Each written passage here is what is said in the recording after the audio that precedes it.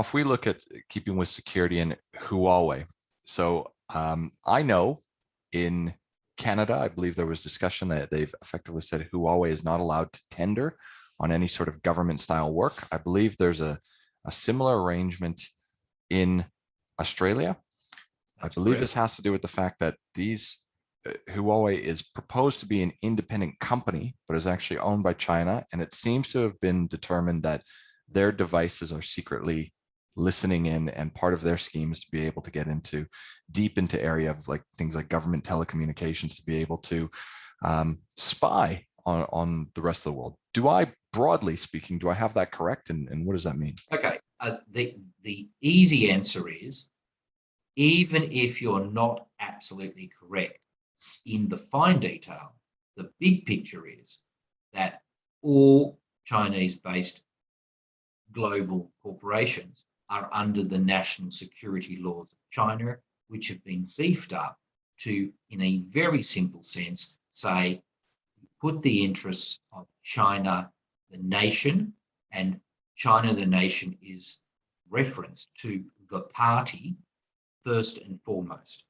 So therefore, you've got very significant reach in terms of privacy, in terms of people's information, in terms of people's big data.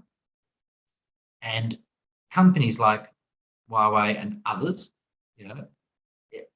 can be seen to be not truly independent of the Chinese government, but also it's the simple question, do you want your critical infrastructure in terms of digital communications, and everyone survives on their phone, their tablet, their laptop, nothing is outside the reach now of the Internet of Things.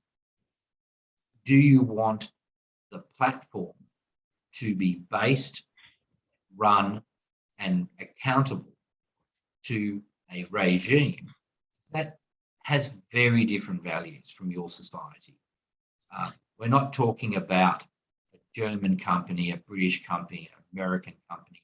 We're talking about a company that has global reach, but does represent the values and also the blind spots of the regime that we're talking about.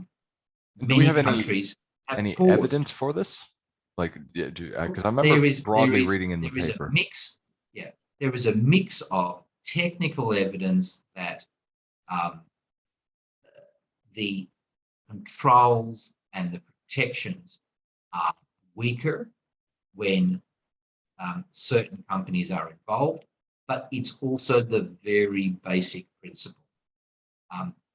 Do you really want, in a geopolitical sense, when China is the big competitor economically and politically with all Western countries,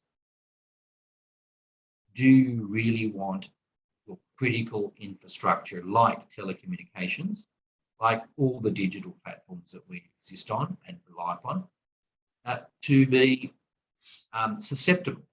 And it's safer rather than sorry.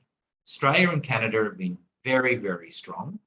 Britain has moved much closer to that position.